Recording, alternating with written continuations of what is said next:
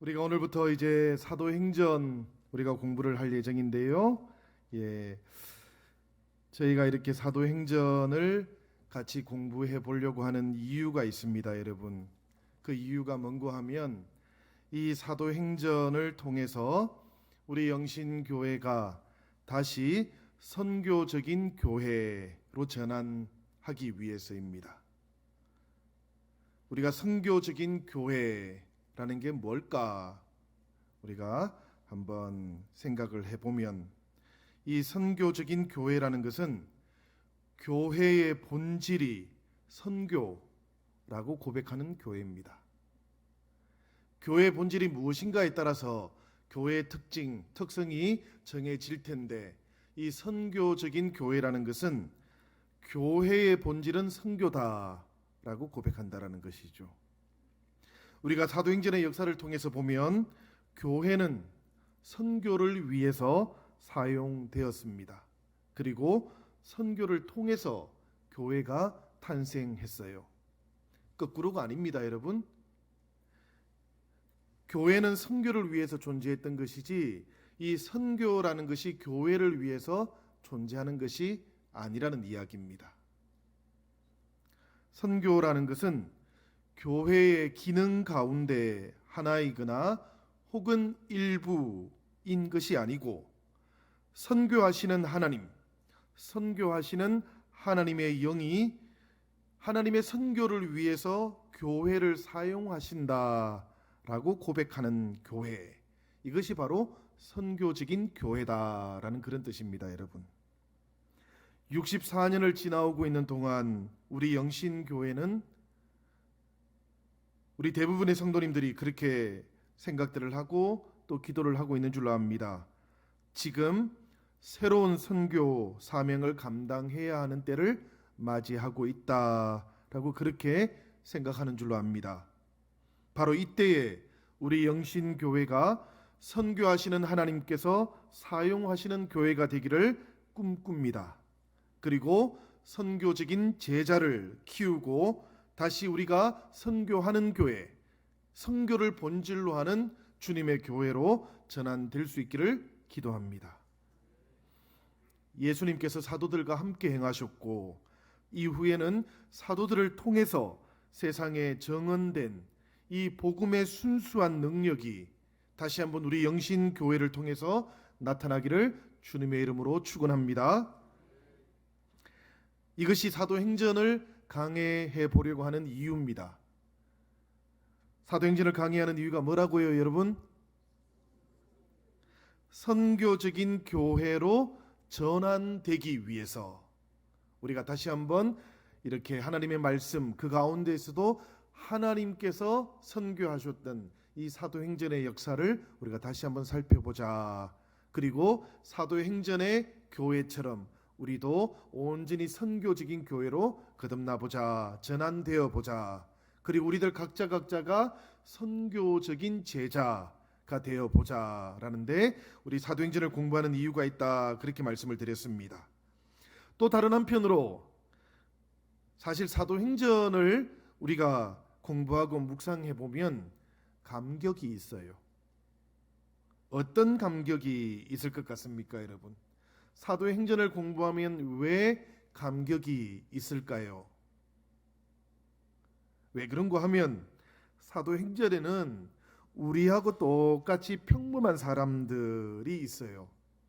우리하고 똑같은 평범한 사람들인데, 그런 우리들 같은 평범한 사람들을 통해서 선교하시는 하나님의 능력이 정언되고 있기 때문에 그렇습니다, 여러분. 이 사도행전을 보면 특별한 사람들의 이야기들이 아닙니다. 베드로와 바울 생각해 보시면 베드로는 연약한 사람이었습니다. 바울은 악한 사람이었습니다. 바나바와 마가도 마음이 그렇게 넓은 사람은 아니었지요. 디모데와 디도, 실라와 브리스길라 같은 사람들은 지극히 평범한 초대교회의 제자들이었습니다. 그들은 모두가 다 우리와 같은 사람들이었어요. 악했고 약했고 실패했고 갈등했던 사람들이었는데, 그런데 하나님께서 들어 사용하시니까 그들은 선교적인 제자들이 되었고 그들이 가는 곳에 교회와 구원의 역사가 강력하게 일어났던 것이지요. 그래서 사도행전을 우리가 읽으면, 그리고 사도행전을 묵상하면 우리도 감격을 얻게 되는 겁니다. 왜냐하면 우리도 이 초대교회 사도행전의 역사를 이루어갔던 그들처럼 우리도 하나님께서 들어 사용하시기만 하면 우리를 통해서도 강력한 복음의 역사가 나타날 것이기 때문에 그렇습니다. 사랑하는 여러분, 이 제자들을 통해서 이루신 하나님의 선교와 또 이 제자들을 통해서 정언되고 있는 하나님의 능력, 이것이 우리를 통해서도 나타날 줄로 믿으십니까?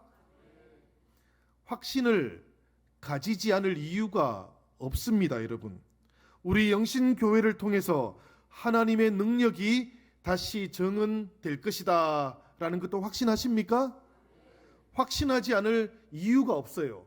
제가 곰곰이 이 말씀을 묵상하면서 하루 종일 이렇게 생각을 해봤는데, 하나님께서 우리들을 통해서 성령의 강력한 역사들, 복음의 강력한 역사를 일으키지 않으실 이유가 없더라고요.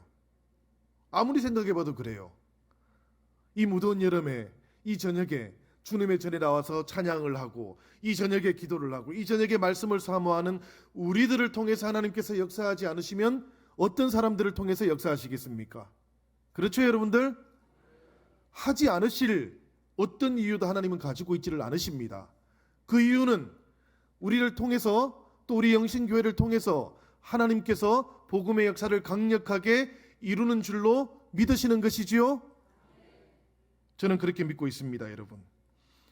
나를 통해서 하나님께서 선교하시고 우리 영신교회를 통해서 하나님께서 선교하셔서 그야말로 물이 바다를 덮음같이 여호와의 영광이 이 신길동과 영등포를 덮는 그 꿈을 저는 꾸고 있습니다. 여러분들도 꾸고 계십니까?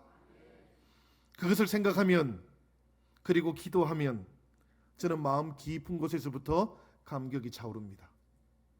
사도행전의 역사를 바라보고, 사도행전의 말씀을 바라보고, 사도행전에서 하나님의 구원의 역사와 선교의 역사를 이루어갔던 그 제자들의 삶을 떠올려 보면 괜히 감격이 생겨나는 이유가 바로 여기에 있는 것 같습니다.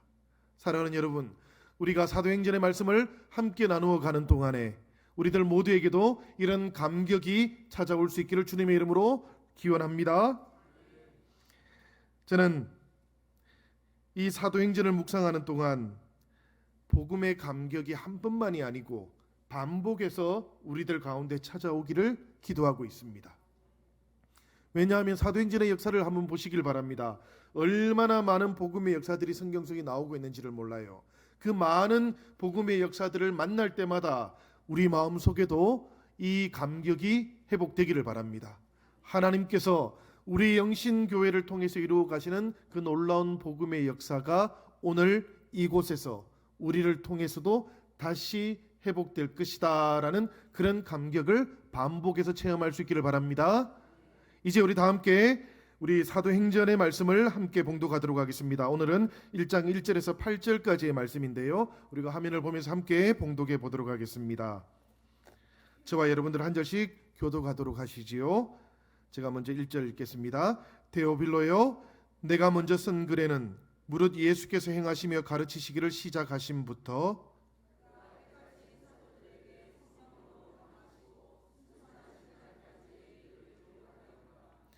그가 고난 받으신 후에 또한 그들에게 확실한 많은 증거로 친히 살아계심을 나타내사 40일 동안 그들에게 보이시며 하나님 나라의 일을 말씀하시니라.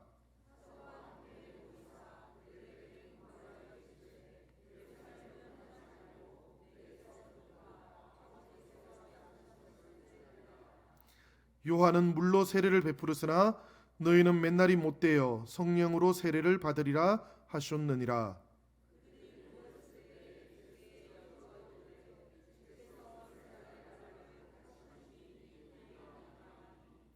이르시되 때와 시기는 아버지께서 자기의 권한에 두셨으니 너희가 알 바 아니요 오직 성령이 너희에게 임하시면 너희가 권능을 받고 예루살렘과 온 유대와 사마리아와 땅 끝까지 이르러 내 증인이 되리라 하시니라.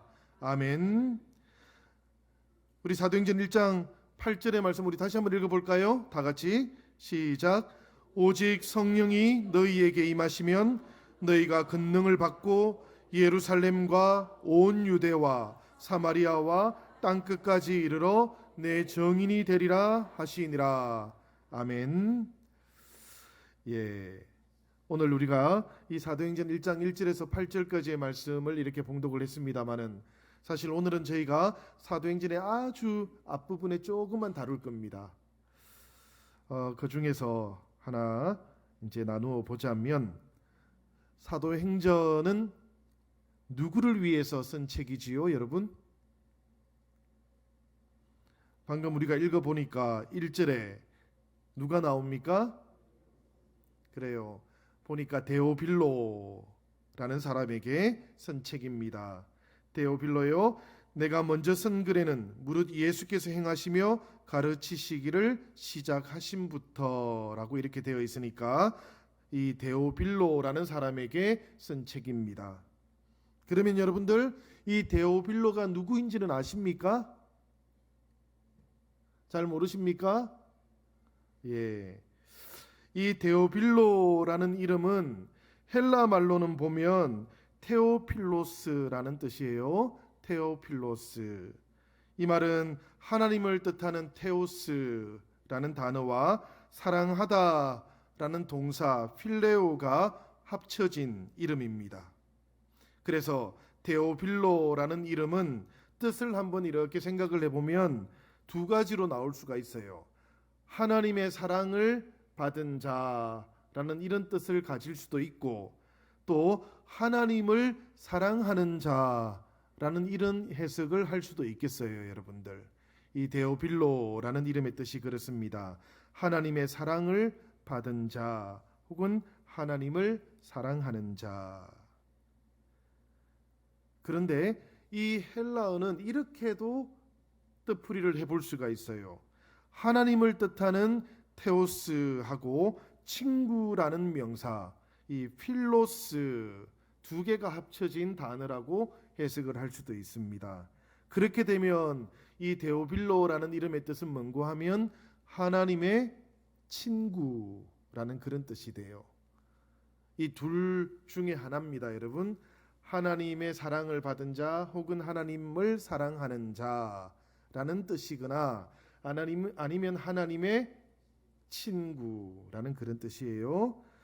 그런데 이 두 가지는 생각을 해보면 둘 다 어쨌든 간에 하나님의 친구 혹은 하나님을 사랑하는 자, 하나님으로부터 사랑받는 자, 그러니까 믿는 사람들을 뜻할 수가 있습니다, 여러분. 말하자면 우리도 하나님을 사랑하죠? 그러면 우리도 뭐가 될 수 있다고요? 데오빌로가 될 수 있다는 이야기예요.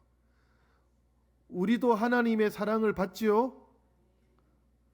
예, 하나님 사랑 안 받으신 분 많으신가 봅니다. 깜짝 놀랐습니다. 지금 아멘 소리가 이렇게 작을 줄이야. 우리도 하나님의 사랑을 받지요? 그러면 우리도 누구가 될 수 있다고요? 데오빌로가 될 수 있다라는 이야기입니다. 마찬가지로 우리도 하나님의 친구입니까? 구약 성경에 보면 하나님의 친구라는 호칭을 받은 사람이 한 사람이 있는데 혹시 누군지 아십니까? 하나님의 친구. 아브라함이 하나님의 친구라는 호칭을 받았어요. 놀랍죠, 여러분들?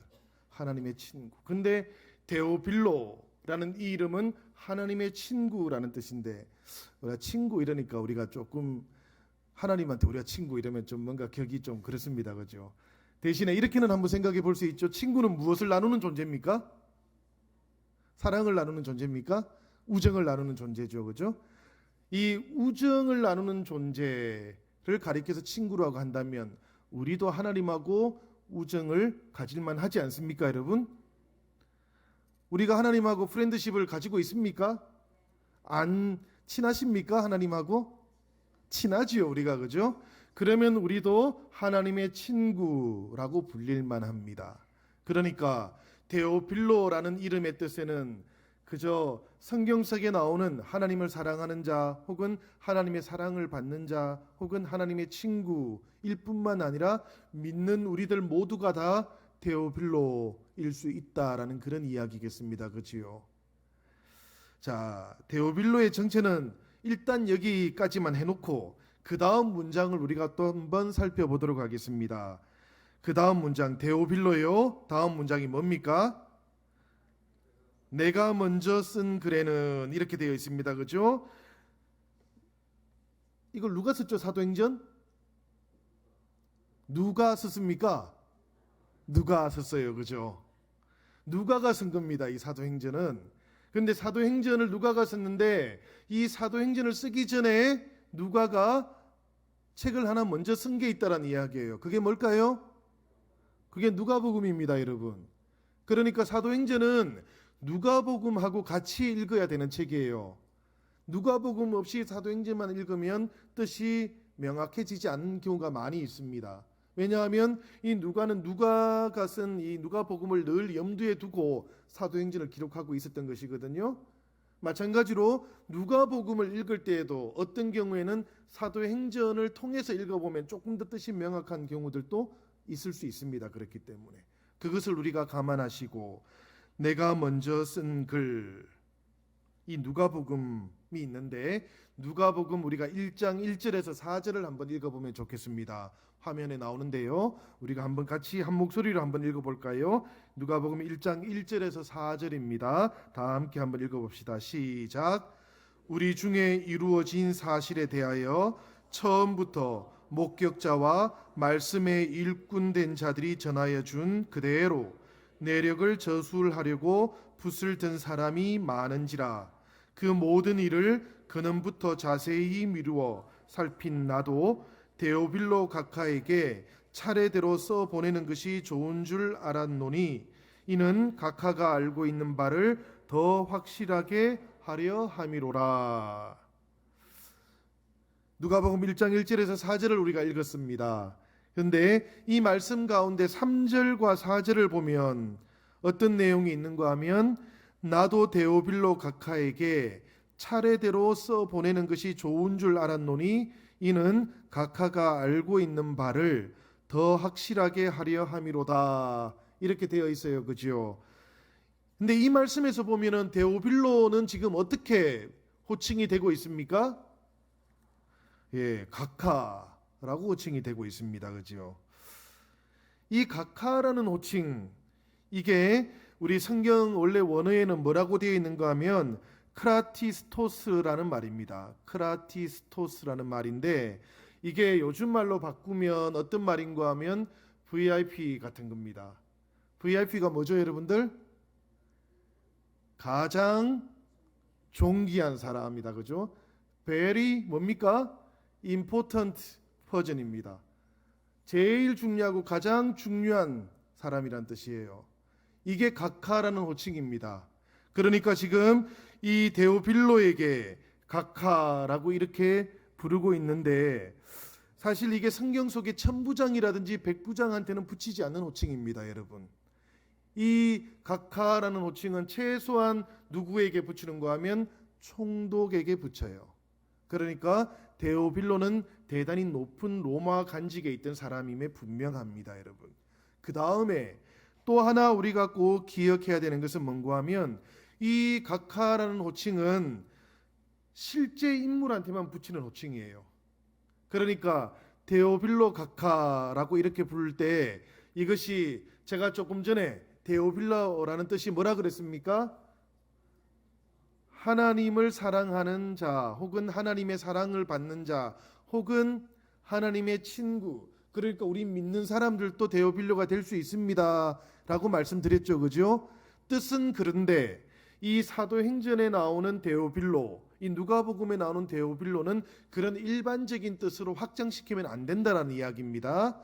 아주 구체적인 실제 인물이 있다라는 이야기예요. 로마의 최소한 총독급 이상의 인물이 대상이 되고 있다라는 이야기입니다. 그리고 이 사람은 말씀을 보니까 각하가 알고 있는 바를 더 확실하게 하려 함이로다 이렇게 되어 있지 않습니까? 어떤 기회를 통해서인가 복음을 접했던 사람이다라는 것을 우리가 알 수 있어요. 그죠? 그런 누군가 로마의 어떤 높은 관직을 가지고 있는 사람이에요.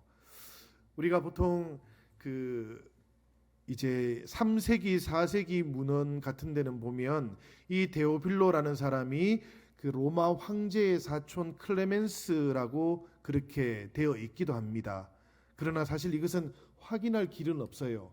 그저 우리는 이 데오빌로 각하라고 불리는 호칭을 통해서 이분이 로마의 아주 고위 관직을 가지고 있는 사람이고 실제로 로마 사람이고 그리고 복음을 이미 어느 정도 경험했던 사람이라는 것까지만 저희가 확인할 수 있다는 이야기입니다. 그러니까 믿는 사람들에 대한 일반 호칭이 아니라 실존 인물일 가능성이 훨씬 더 높다라는 것을 기억하시면 되겠습니다. 그런데 여러분, 이 사도행전에는 데오빌로라고 부르고 있는데 누가복음에는 데오빌로 각하 이렇게 부르고 있지 않습니까? 왜 이렇게 호칭이 빠졌을까요? 사도행전에서는 혹시 그 이유를 아시겠습니까? 예, 여러분들이 지금 속으로 말씀하고 있은 바로 그 내용이 맞습니다. 무슨 이야기인가 하면 누가복음을 기록할 당시에는 각하라는 존칭을 사용해야 하는 관계였어요. 누구와 누구가요? 데오빌로와 누가가 그런 사이였다라는 거예요. 아직까지는 이 호칭을 불러야 되는 약간은 어떤 사이라고요? 거리가 좀 있는 그런 사이였다라는 이야기입니다. 그런데 사도행전을 기록할 당시에는 어떻게 되었다고요? 이제는 호칭을 떼도 되는 사이가 되었다 그래요. 호칭을 떼도 되는 사이는 어떤 사이일까요, 여러분? 같이 믿는 사이가 되어서 친밀한 사이가 된 거예요. 친밀한 사이가 되고 같이 믿는 사이가 되었으니까 이 데오빌로하고 누가는 어떤 사이? 이게 대단히 중요한데요, 여러분들. 어떤 사이인가 하면 예수 그리스도 안에서 가족이 된 거예요. 맞습니까, 여러분? 우리가 그리스도를 통해서 하나님의 자녀가 되면 우리가 하나님의 무엇이 됩니까? 가족이 되잖아요. 이곳에 모여 있는 우리들이 한 가족인 걸 믿으십니까? 우리가 예수 그리스도와 함께 예수 그리스도를 통해서 하나님의 한 가족이 된 거예요. 호칭이 필요하지 않은 관계가 되었다는 이야기예요. 누가가 데오빌로를 부를 때에 그렇게 되었다라는 이야기입니다, 여러분. 혹시 우리들 사이에 호칭이 필요합니까? 근사님, 장로님 이런 거 말고요. 우리가 세상의 호칭들, 우리가 하나님의 가족이 되고 한 가족이 되고 나면 세상에서 가지고 있던 그런 어떤 호칭들이나 관계들은 이곳에서는 더 이상 효력이 없지요. 그래야 됩니다, 여러분. 우리가 교회에 왔는데 그리스도와 함께 하나님의 한 가족이 되었는데 그런데도 불구하고 이 하나님의 가족 공동체 안에서 높낮이가 막 있어요. 되겠습니까? 안 되겠습니까? 이거 당연히 안 되는 겁니다. 그죠? 하나님의 한 가족이 되었는데 이곳에 들어왔는데도 빈부의 격차가 있어요. 되겠습니까? 안 되겠습니까? 이게 참 어려운 이야기인데 안 되는 겁니다, 여러분. 이게 원래 안 되는 거예요. 우리가 초대 교회를 보면은 실제로 이런 관계들이 다 극복되고 있지 않습니까? 우리가 성만찬을 하거나 혹은 초대교회 성도들이 모여가지고 함께 서로에게 필요한 것을 나누어 가지는 모습들을 볼 때 하나님의 가족이라는 것이 사람들에게 성도들 사이에서 실제로 효력을 발휘하고 능력으로 경험되었던 거 아닙니까? 그죠? 오늘 이 시대에 우리가 그야말로 사도행전적인 교회를 꿈꾼다면 우리 안에 이런 관계들이 회복되도록 우리가 최소한 노력을 해야 돼요. 외면하면 안 되는 거예요. 복음이라는 것, 예수 그리스도와 함께 가족이 된다라는 것 속에는 이런 놀라운 세상이 규정해 놓은 모든 관계들이 변화되고 달라지고 새로워지는 이런 놀라운 능력이 있다라는 것도 우리는 최소한 인정을 해야만 합니다, 여러분. 우리가 설령 지금 현대 교회들 속에서 그런 모습이 대단히 어렵게 보인다 할지라도 여러분 이것을 포기하면 안 돼요. 포기하면 그때부터 하나님의 영을 통해서 성도들 안에서 역사했던 복음의 강력한 힘은 점점 약해지고 사라지게 되어 있습니다. 오늘 이 시대의 교회들 안에서 성령의 능력이 강력하게 나타나지 못하는 이유 가운데 하나는 이 하나님의 가족 공동체인 교회 안에 세상의 여러 가지 관계들이 여전히 힘을 발휘하고 있기 때문에 그런 겁니다, 여러분. 우리가 자꾸만 그런 것들과 싸워야 돼요. 이걸 묵인하고 인정하는 것이 아니라 우리 공동체 안에서 그런 것들을 이겨내려고 우리 각자가 함께 노력해 나가야만 하는 겁니다. 사실은 그런 노력들 가운데 성령께서 초대교회처럼 사도행전적인 교회처럼 우리 안에서 역사해 나갈 줄로 믿습니다. 예, 함께 가족이 되고 나니까 이 누가라는, 말하자면 로마 사람들의 눈에 볼 때는 이방인과 총독급의 신분을 가지고 있던 데오빌로 사이에 아무런 호칭을 통한 관계들이 유지되지 않는 것입니다. 그죠? 호칭 없이 이제는 부를 수 있는 관계가 되었다. 이건 대단히 중요한 부분입니다. 사도행전의 첫 부분은 우리에게 교회는 어떤 곳이어야 하는가에 대해서 이 호칭을 통해서 아주 분명하게 알려주고 있는 것이죠.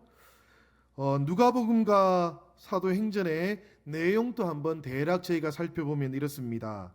이제 사도행전에서는 먼저 쓴 글 이렇게 부르고 있는 누가복음입니다. 그죠? 그곳에서 누가는 예수님께서 행하며 가르치시기를 시작하신 때부터 그분이 승천하신 때까지를 내용으로 다루고 있어요. 그런데 두 번째 책, 이 두 번째 책은 뭡니까? 사도행전입니다. 그죠? 제가 한 번씩 강의를 하다가 종종 먼저 쓴 글 이러면 누가복음이라고 이해하시면 되고, 두 번째 책 혹은 속편 이러면 사도행전을 가리키는 것이다, 이렇게 생각하면 되겠습니다.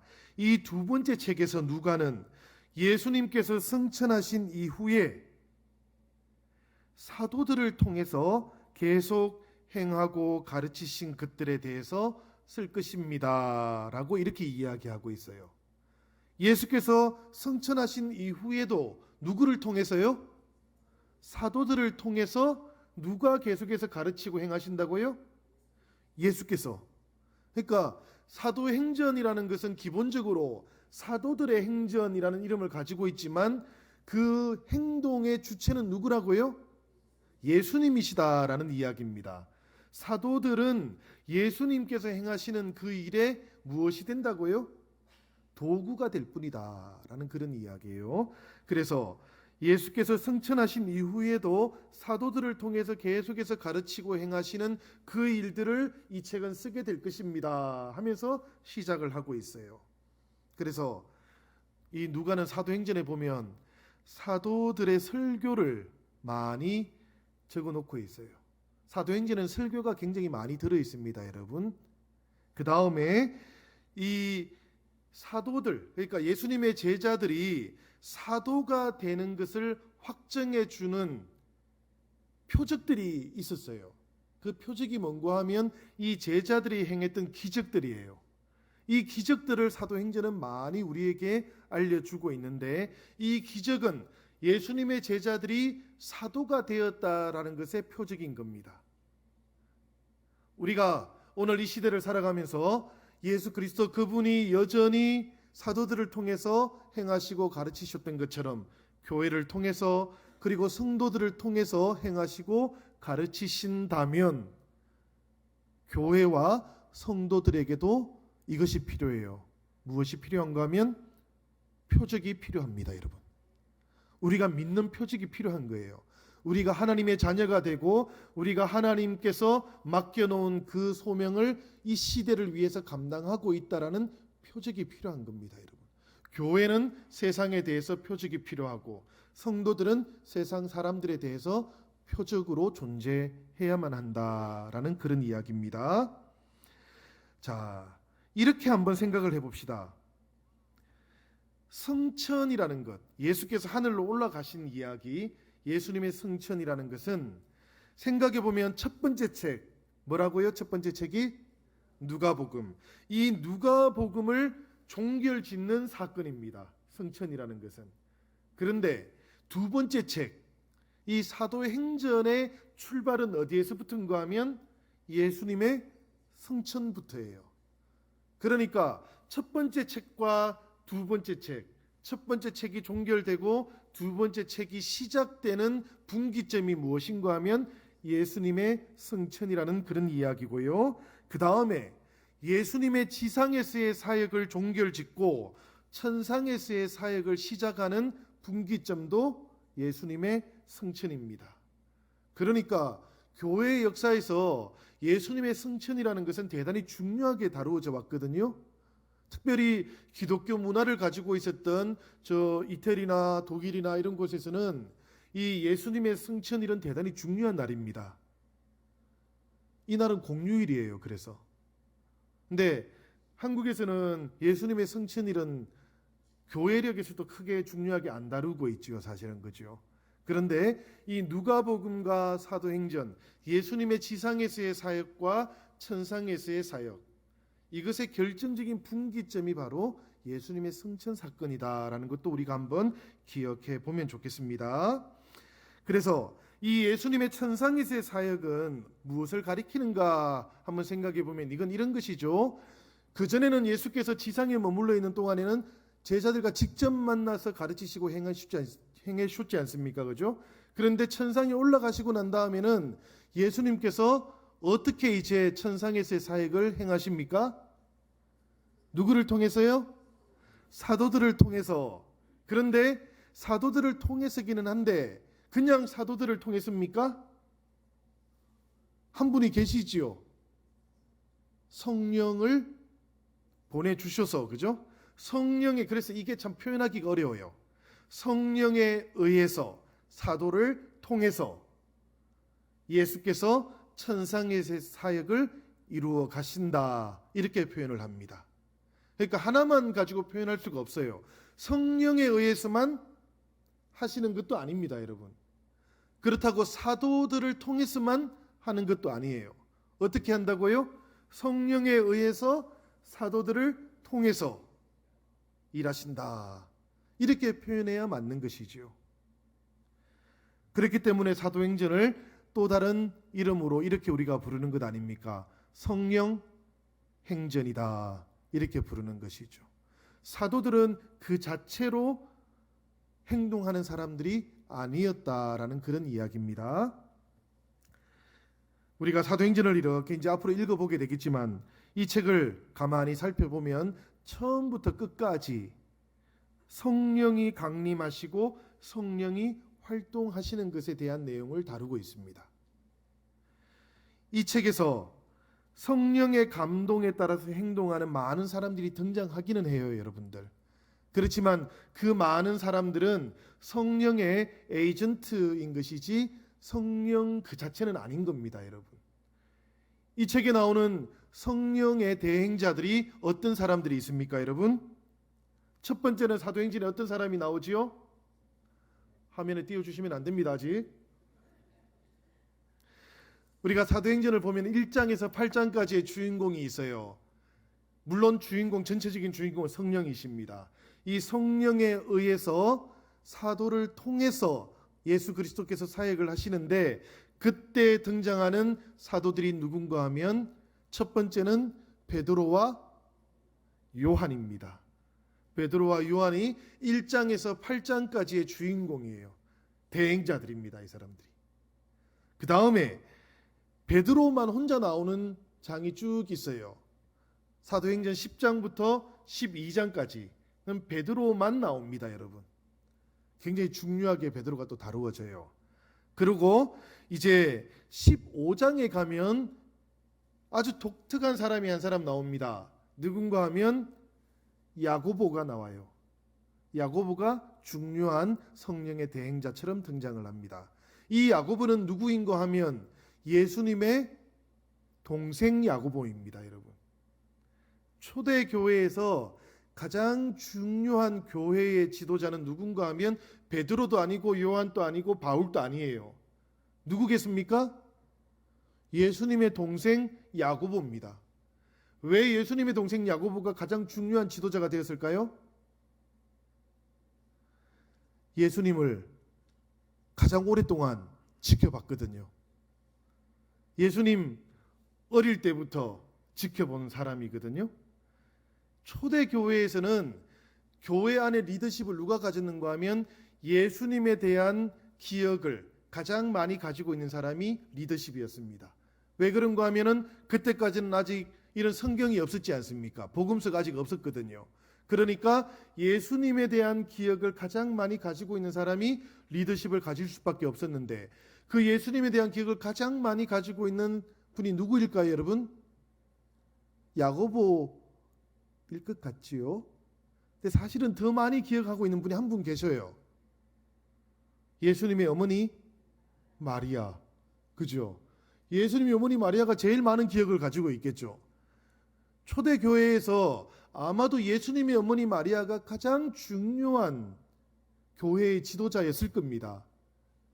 그런데 유감스럽게도 그 시대가 남자들의 중심 사회라서 예수님의 어머니 마리아가 중요함에도 불구하고 부각되지 않고 있는 것뿐입니다. 예수님의 제자, 사랑받는 제자 요한이 그 예수님의 어머니를 모시고 살았지 않습니까? 어디에서 살았습니까? 에베소에서 살았습니다. 요한이 예수님의 어머니 마리아를 데리고 에베소에 가서 모시고 살았어요. 그래서 지금도 가면은 거기에 그 흔적이 남아 있습니다. 성지가 되어 있죠, 그곳에. 그 다음으로 이제 예수님에 대한 기억을 많이 가지고 있는 분이 예수님의 형제 이 야고보였던 거예요. 그러다 보니까 사도행전 15장에 보면 예루살렘 종교회의라는 게 있어요. 사도회의 같은 거, 그죠? 거기에 최고 대표자가 누군가 하면 바로 예수님의 동생 야고보가 되었던 거예요. 그래서 사도행전 15장에 이 야고보가 등장하고 있는 거예요. 그 다음에 이제 9장에도 나오고 13장부터 28장까지 전체 사도행전에 중요한 인물이 하나 있습니다. 이 사람이 누구죠? 이 사람이 바로 바울이죠. 바울. 그러니까 9장은 이 바울이 회심하는 이야기인 것이고 13장부터 28장까지는 이 바울이 실제로 성령의 인도하심을 따라서 예수 그리스도의 그 구원 사역을 이루어 가고 있는 모습을 사도행전은 우리에게 알려주고 있는 거예요. 베드로와 요한, 그 다음에 베드로, 그 다음에 야고보, 그 다음에 바울. 사도행전의 전체적인 이야기들 가운데에서 가장 중요한 것은 당연히 예수 그리스도께서 보내신 성령이십니다. 그러나 이 성령은 사람들 가운데 인격적으로 찾아와서 그들을 변화시키시고 그들을 에이전트로 사용해서 예수 그리스도의 천상의 사역을 이루어 가시도록 했습니다. 그래서 성경 속에 이 사도행전 속에 중요한 인물들이 등장하고 있는데 그 가운데 우리가 꼭 기억해야 될, 최소한 이분들은 기억해야 된다 싶은 것이 바로 이 네 사람이에요. 한번 잘 기억하면서 우리가 앞으로 성령께서 이분들과 함께 어떤 사역을 해나가든지 살펴볼 수 있기를 바랍니다. 이 사도행전이 성령의 행전이라고 그렇게 제가 불렀습니다. 그죠? 성령 행전이라고 부르는 이유는 잘 아시겠지요? 그런데 이 성령의 행전은 끝이 났을까요? 안 났을까요? 성령의 역사하심이 끝났습니까? 안 끝났습니까? 안 끝났지요? 언제 끝날까요? 왜? 주님 다시 오실 그때까지. 그러니까 성령 행전이라고 불리는 이 책은 끝났습니까? 안 끝났습니까? 이 책은 사실은 끝날 수가 없는 책이에요. 주님이 오실 때까지는. 엄격한 의미에서 사도행전은 끝맺음이 없는 책이다. 그렇게 봐야만 되겠습니다. 이 책은 하나님의 백성들이 거룩한 성령을 모셔드려서 다시 한번 하나님의 구원의 역사를 이루어 가기를, 그래서 사도행전 제가 여쭤봐야 되겠어. 사도행전은 몇 장까지 있습니까? 28장까지 있어요. 사도행전은 28장입니다. 그 가운데에서 이 사도행전이라는 책은 하나님의 백성들이 거룩한 성령을 다시 모셔들여 가지고 하나님의 구원의 역사를 이 시대에서 일으키면서 이 28장 이후가 채워지기를 지금도 기다리고 있는 책이다. 그렇게 보면 됩니다, 여러분. 그러니까 사도행전은 그 다음이 채워지기를 기다리고 있는 책이라는 이야기예요. 이 책이 그런 운명을 가지고 있다는 이야기입니다. 채워지기를, 성령을 모셔드린 하나님의 사람들을 통해서 하나님의 역사가 다시 일어나기를 기다리고 있는 책이다. 그러니까 사도행전을 읽을 때 우리는 늘 그 마음으로 읽어야 됩니다. 이 책은 우리에게 성령을 모셔드려서 천상에 계시는 예수 그리스도 그분의 가르치심과 행하심을 다시 이 땅에 드러내기를 기다리고 있는 책, 우리에게 그렇게 요구하고 있는 책. 그러니까 사도행전은 그냥 읽히기를 기다리고 있는 책이 아닙니다, 여러분. 이 책은 우리에게 말을 걸고 있는 거예요. 이 책은 우리에게 요구하고 있는 겁니다. 사도행전을 앞에 딱 두고 우리가 앞으로 마주하는 동안 이 책이 우리에게 요구하는 음성을 우리가 들을 수 있어야 돼요. 성령을 모셔드리고 그 다음에는 예수 그리스도 그분의 구원의 역사를 이루십시오라는 이 책의 요구를 꼭 들으실 수 있기를 바랍니다. 성령의 사람들 정인이 되다라는 것이 이번 사도행전 강해의 총 제목입니다, 여러분.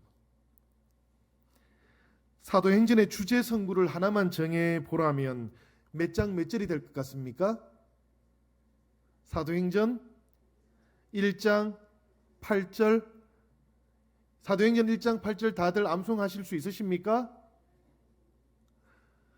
우리 친절하신 목사님께서 화면에 벌써 띄워주셨습니다.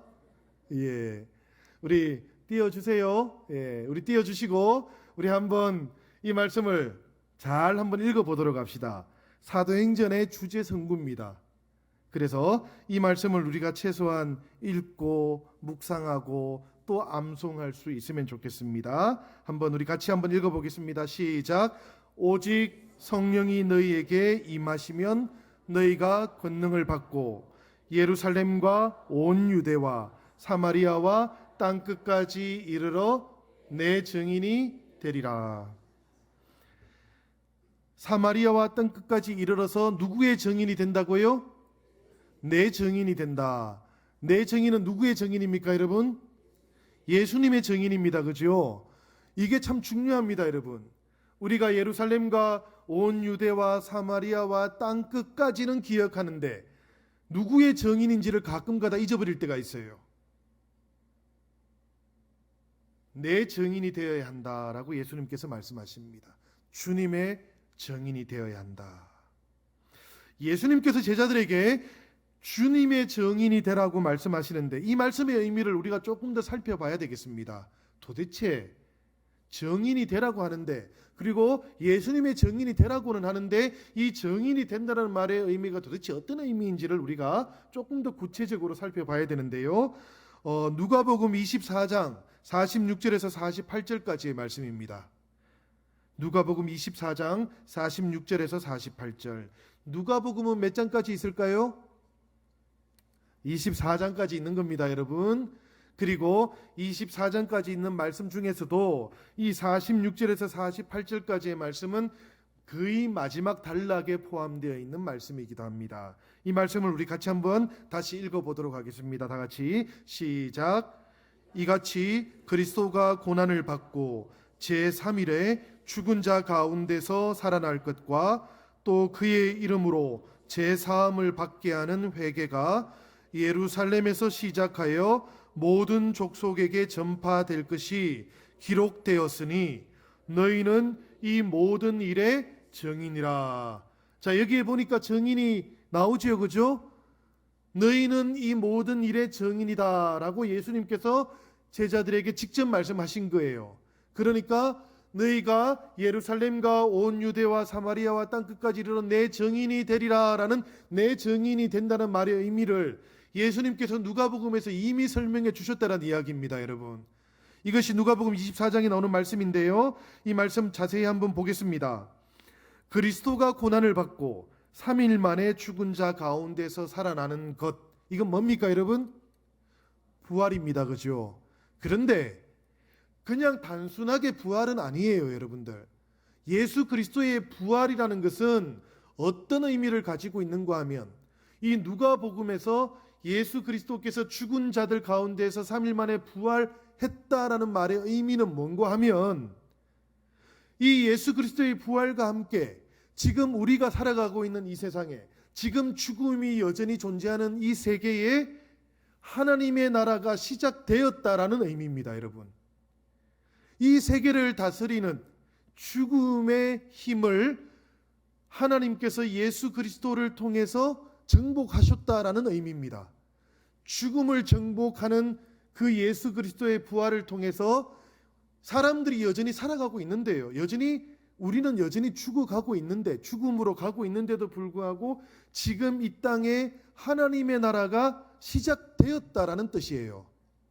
부활이라는 건 그런 의미입니다. 여러분, 그냥 사람이 죽었다가 다시 살아나는 것, 이것을 부활이라고 부르는 게 아니라는 이야기입니다. 우리 그리스도의, 예수 그리스도의 부활은 그런 의미가 아니에요. 우리가 성경에 보면 죽었다가 살아난 사람이 많이 있죠. 여러분들, 혹시 죽었다가 살아난 사람 기억나는 분 있습니까? 예, 나사로는 뭐 우리가 다들 잘 기억하십니다. 또 누가 있습니까? 누구요? 예, 가부의 아들, 뭐 나인슨 가부의 아들.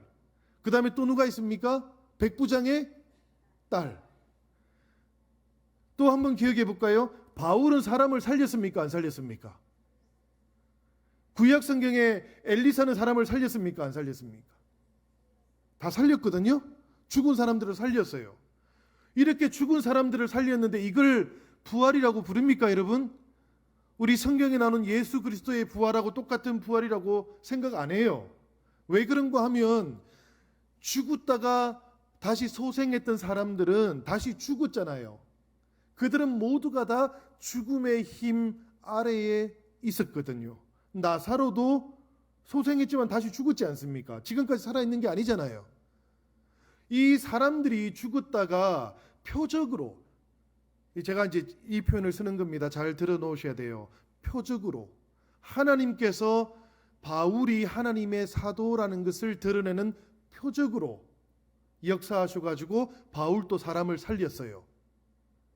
그 다음에 예수 그리스도께서는 이 가부의 아들, 뭐 혹은 백부장의 딸을 살리셨는데, 그때 사람을 살린 것은 예수 그리스도께서 이 땅에 오셨을 때 예수 그리스도와 함께 이 땅에 하나님의 나라가 시작되었다라는 것을 우리에게, 세상 사람들에게 하나님께서 표적으로 보여주고 싶으셨던 거예요. 그러니까 죽은 사람들이 살아납니다. 하나님의 나라가 임하면 죽은 사람들이 살아나고 소경이 눈을 뜨고 절름발이가 걷게 되는 일이 일어납니다라는 것을 예수 그리스도의 그 기적을 통해서 표적으로 보여주게 되었던 거예요. 이거는 표적의 사건이었던 것이지 예수 그리스도의 부활하고 똑같은 것은 아닙니다. 예수 그리스도께서는 죽음을 극복하신 거예요. 그러니까 예수님의 부활은 뭔가 하면은 죽음을 죽이신 거예요. 조금 역설적이지만 표현을 해보면 그렇습니다. 죽음을 소멸시켜버린 거예요. 그러니까 더 이상 죽음이 존재하지 않게 되는 것이죠. 이것이 생명의 하나님이 예수 그리스도를 통해서 하나님의 나라를 이루어 가실 때 이 땅에, 그리고 하나님 나라가 임할 그때에 이루어지는 사건인 것인데, 지금 누가복음 24장 40 우리가 6절에서 8절까지 보면 그리스도가 고난을 받고 제3일에 죽은 자 가운데서 살아날 것, 이것이 기록되어 있고 너희는 이 모든 일의 증인이다, 그렇게 말씀하는 겁니다. 그러니까 우리는 무슨 증인입니까? 하나님 나라의 증인이다. 예수 그리스도께서 오시면서 시작된 하나님 나라의 증인이 바로 우리들이다 라는 그런 뜻입니다. 여러분, 그래서 하나님의 나라가 시작되었다라는 것을 우리가 이제 증인으로 살아야 된다라는 이런 의미를 가지고 있어요. 누가복음 24장 49절, 우리가 마지막으로 이 구절을 보고 끝내도록 하겠습니다. 49절의 말씀은 어떤 말씀이 있는가 하면 이렇습니다.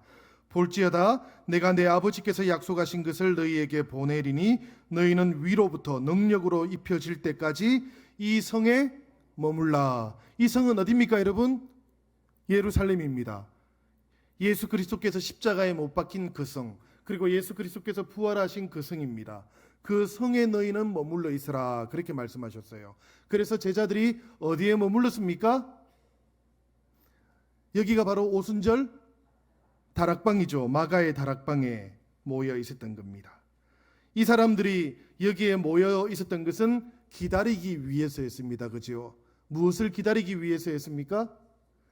성령을 기다리기 위해서였고, 예수님이 표현하신 방법을 따라서 한번 표현해 보면 위로부터 능력으로 입혀지기 위해서, 그죠?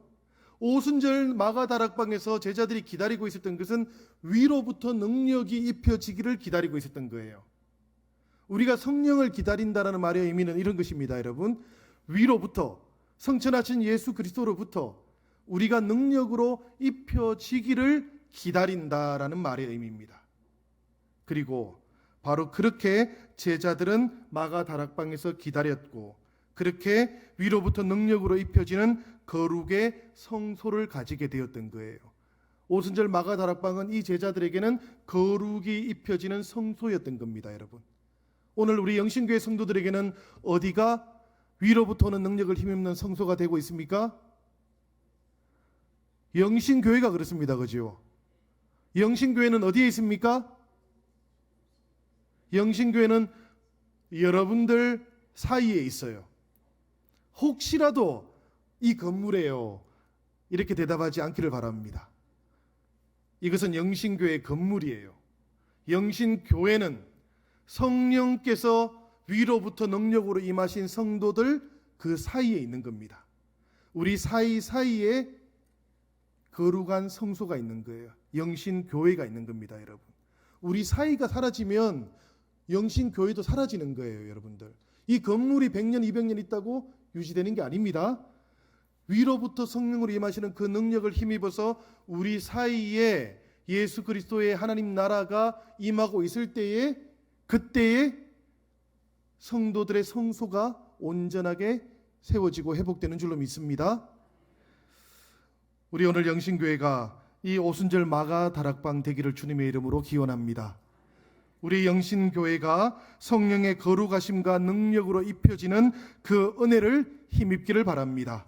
그래서 우리 사랑하는 성도님들 모두가 다 이 사도행전을 공부하는 동안에, 사도행전을 말씀으로 묵상하는 동안에 우리 안에 거룩한 소명이 회복되고, 그리고 선교적인 제자의 소명을 우리가 새롭게 한번 결단하는 그런 은혜가 있기를 우리 주님의 이름으로 축원합니다.